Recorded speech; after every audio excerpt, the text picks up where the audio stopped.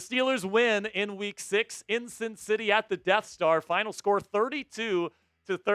But, I think if you look at the final score of this game, guys, you would say, man, Justin Fields really solidified himself as the starting quarterback of the Pittsburgh Steelers. This offense got going on the right foot, and, the Steelers dominated. Well, listen, they dominated on defense. They made some plays on special teams. But as we'll talk about today, I thought the offensive performance was actually underwhelming. And I think that there is a question as to whether or not Justin Fields should be benched for Russell Wilson next week as we prepare for Sunday Night Football against the Jets. Welcome into the show. I'm your host, Jack Sperry. This is the Steelers Talk post-game show. We'll start out today's show with a little bit of injury news here. Zach Frazier injured his ankle. I don't have any specifics at the time of me filming this show, but he did not return after leaving, and Ryan McCollum finished the game as the Steelers center. So we'll see what happens, man. Prayers up for number 54. Spam those 54s in the comments section, by the way. Wishing Zach a fast and speedy and full recovery here because he's been the best offensive lineman on the Steelers this season, bar none, and he's doing it as a rookie. He's got a very bright future in this league. I'm guessing it's going to be some sort of ankle sprain, and he's going to have to miss some time, but I don't expect it to be anything season-ending. So hopefully ZF here, 54, can get on the field soon. So now the game balls here. I got 3 of them to give out.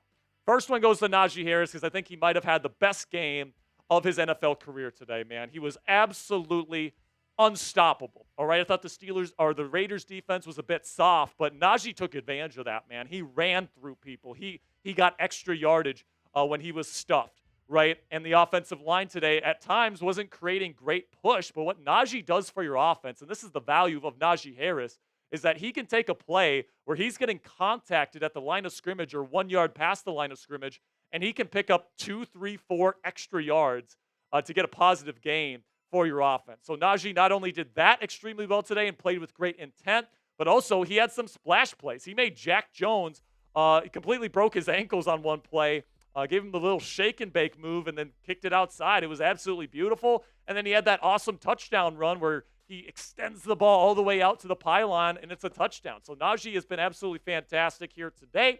He hasn't been great this season on the whole, but Najee, super, super great bounce-back game here. I hope he can keep this momentum heading into the rest of the season.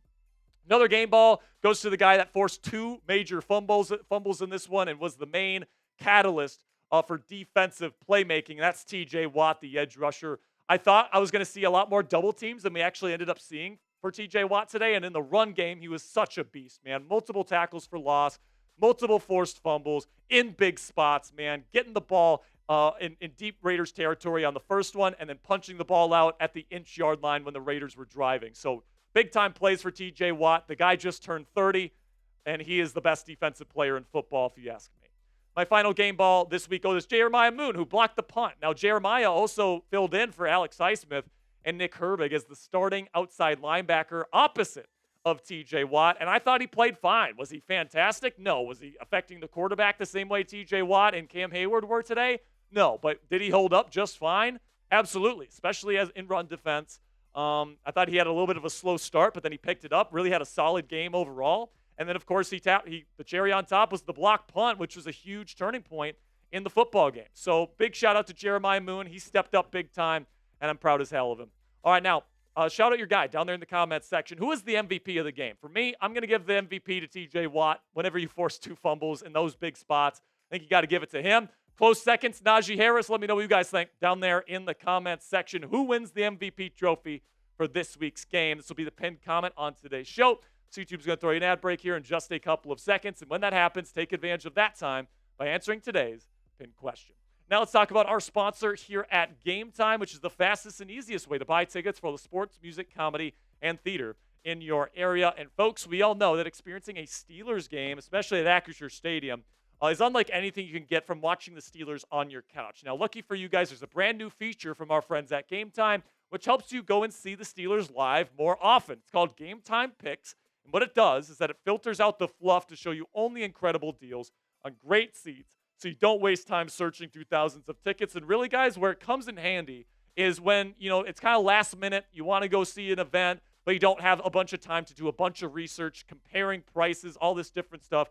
With Game Time Picks, you just go into the free Game Time app, find an event you want to go see, click into it, Select the Game Time Picks button at the top of the screen, and it automatically filters through their entire database of tickets to find the best seats at the best price for you and your family. Another thing I love about Game Time and why it's the only ticketing app I have on my phone is you get the lowest price guarantee on any ticket to any event. Also, all-in pricing, transparent upfront, so you don't get slapped with a crazy fee at checkout.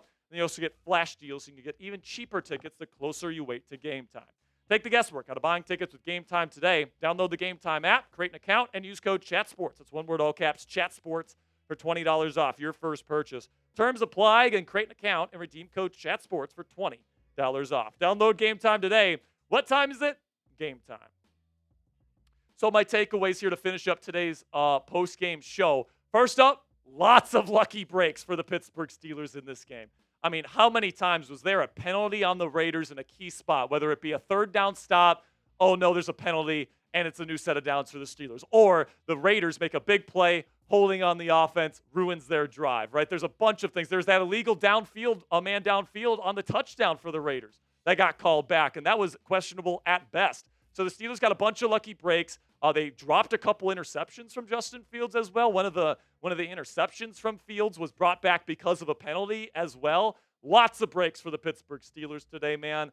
And it's hard to come out of this one saying, yeah, the Steelers played an amazing game of football because they did get so many lucky breaks, along with the fact that the Raiders are just maybe the worst team in the National Football League right now, especially with Christian Wilkins and Davante Adams and Jacoby Myers all missing in this one. They had no players to really rely on in this game. And when you combine that with the really terrible breaks that the Raiders had, it's hard to come out of this one saying the Steelers were super impressive, especially on offense. Then we get to the center position here because I think that Zach Frazier's probably going to miss time with that injury here. It sounds like it's going to be some sort of ankle sprain, and usually ankle sprains mean you're going to be out for a little while. So, of course, we're wishing Zach the fastest recovery possible here. But it's going to be interesting to see if they go with Spencer Anderson, who I said could potentially play center out of South Dakota State in the draft process this year. Isaac Seumalo has experience at center. I don't know if they move him off left guard or whatever, or do they just stick with Ryan McCollum?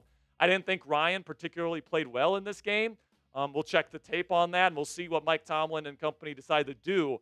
But Zach Frazier was the best offensive lineman on this offensive line to this season. And it's not like the offensive line has been stellar to start the year either. So losing him is a big one. We'll see how the Steelers adjust in the weeks to come. Make sure you guys click that subscribe button if you haven't already. We're trying to get to 64,000 subscribers here before we go live for next week's Sunday Night Football primetime matchup against the New York Jets. So if you guys want to click that subscribe button for in-depth Steelers coverage every single day this week, make sure you click that subscribe button right now. Another takeaway is go get Davante Adams, man. I said in today's pregame show and on the preview this week, if you lose to the Raiders, this Raiders team with as many people out as they had out, Davante Adams isn't going to want to play for you, man. But after a 32-13 game, even though the offense wasn't stellar in this game, in my opinion, you look at Davante Adams and where he's sitting at, he's like, that team is a hell of a lot better than the team I'd be going away from. So if the Steelers make an aggressive push for Davante over the next 48 hours, and I do expect that to be the case, I think there's at least a pretty decent chance that Adams agrees to go to Pittsburgh and rework his contract to stay here for the next 2+ seasons. Now, when it comes to the quarterback situation, I know this is going to be a hot topic because Steelers won this game 32-13. Justin Fields didn't have a good game today, guys. And, I know there's a lot of people that are in support of Justin Fields. And, guys, I have been in support of Justin Fields starting for the last 3 weeks. All right, but last week against Dallas, there was a lot of play that concerned me on his film. And today, I haven't gone through the film yet, but I can already tell there's going to be a lot that I'm worried about, man. Decision-making was the worst it's been all season. You can make an argument the accuracy was the worst it's been all season for him.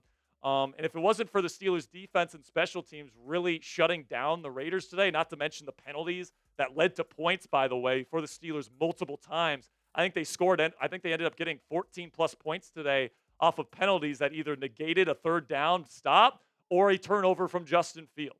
So I look at the situation, guys, and Russell Wilson, I think he has maybe a better chance at making this offense better in structure. Now, Justin Fields did show today that off schedule and off of structure, he can make things happen that Russell Wilson just can't do. But at this point, man, I've seen enough struggles from Justin Fields within structure here where I have to wonder if Russell Wilson can make this a more efficient offense especially now that Najee Harris seems to be hitting his stride as the running back of the Steelers moving forward. Now, I will say this, guys, okay? When it comes to Russell Wilson, if he starts playing bad and this offense is worse with him in there, I'm not going to wait and see to just put Justin Fields back in there. I'm absolutely going to go back to him if I feel Russ isn't playing well. But is Justin playing good enough right now to hold off the guy that you named the starting quarterback, now fully healthy? I don't know if I am. We'll see how things go this week. I think Mike Tomlin, if I'd have to guess, is going to name Russell Wilson the Week 7 starter. But after a win like this, who knows what's going to happen? Let me know what you guys would do down there in the comments section. I understand both sides of the argument here. I'm going to get behind whoever the starting quarterback for this team is next week. If they go back to Justin, great. Go get us a win next week, Justin. If it's Russ, I'm getting behind Russ, and let's see what he can do. Type RW if you want Russell Wilson, or type JF if you want Justin Fields. That'll be it for today's post-game show, guys. I'll have a little bit more nuanced conversation tomorrow. I'll check on the film. I'll see what I come away from here. But overall, it's great to be back in the win column here. Obviously, you played a bad football team, but hey, a win's a win. You're sitting at 4-2 and tied for first place in the AFC North. Got a very beatable opponent against the New York Jets next week at home. Hopefully, they come to play. We're going to be covering every single second of it right here on Steelers Talks. Make sure you click that subscribe button. And until tomorrow, guys, here we go, Steelers.